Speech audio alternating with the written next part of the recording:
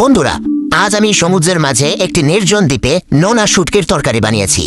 আমার কাছে এই মাছগুলো প্রায় পচে গেছে, আর যাতে নষ্ট না হয় আমি এগুলোকে ঠিকঠাক করে নুন মাখিয়ে রোদে শুকাতে দেব। এই পাথরটা আমার মাছ রাখার কাজে লাগবে।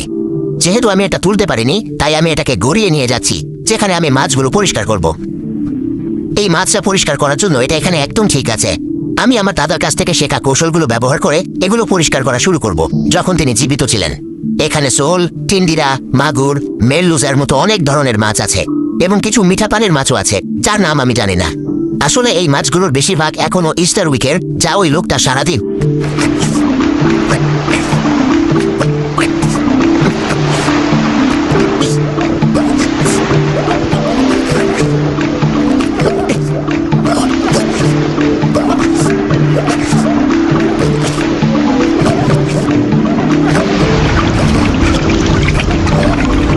মেরামতো পরিষ্কার করার পর এগুলো আরো সুন্দর হয়েছে।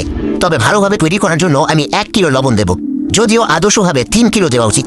এখন আমি এগুলোকে এই বড় পাথরের উপর রেখেছি রোদে শুকানোর জন্য, যাতে ভালোভাবে শুকিয়ে যায়। এই 40 ডিগ্রি রোদে এগুলো খুব দ্রুত শুকিয়ে যাবে। সূর্যের তাপে সব শুকিয়ে নিয়েছে। এখন এখানে আর কখনো নষ্ট হবে না, শুকনো, ঝরঝরে আর নুন মাখানো। যদি এভাবে সবসময় রাখেন, কিয়ামত পর্যন্ত টিকে থাকবে। আমি এগুলোকে একটা তরকারি বানানোর জন্য আলাদা করে রেখেছি। এই মাছ থেকে অর্ধেক লবণ সরাতে আমাকে অনেক কসরত করতে হবে। শুধু ধুলেই হবে না, আমাকে এগুলোকে প্রায় 5 ঘন্টা মিষ্টি জলে ভিজিয়ে রাখতে হবে। তা না হলে এত লবণের জন্য কেউ এগুলো খেতে পারবে না। 5 ঘন্টা ভিজিয়ে রাখার পর এখন এগুলি তরকারি বানানোর জন্য প্রস্তুত। কাঠ আমি জোগাড় করে ফেলেছি। এই অসাধারণ খাবারটি বানানোর জন্য সবকিছু প্রস্তুত। এই সরু কাঠ আগুনের জন্য খুব ভালো। কাঠ যখন আগুনকে উস্কে দেওয়ার কাজ করছে, আমি শান্তভাবে মশলা কাটছি। ছোট হাঁড়িটা সামান্য তেল দিয়ে গরম হচ্ছে, এবং এখন মশলা কষানোর জন্য মশলাপাতি। মাছগুলো দেওয়ার পালা। আমি এগুলো ভালোভাবে বসিয়ে দেব, যাতে তাড়াতাড়ি সেন্ট হয়। জল দিয়ে ঢেকে দেব, সামান্য রং, ধনেপাতাও এবং শেষে লেবু। ইতিমধ্যে অনেকটা ফুটে গেছে।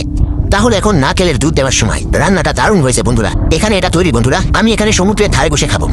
প্রাথমিক পর্ব শুরু করার জন্য শুধু 2 টুকরো দাও। বাহ, কি রোদ! এরকম ঐতিহ্যবাহী লবণ পোড়া মাছের পদ অসাধারণ।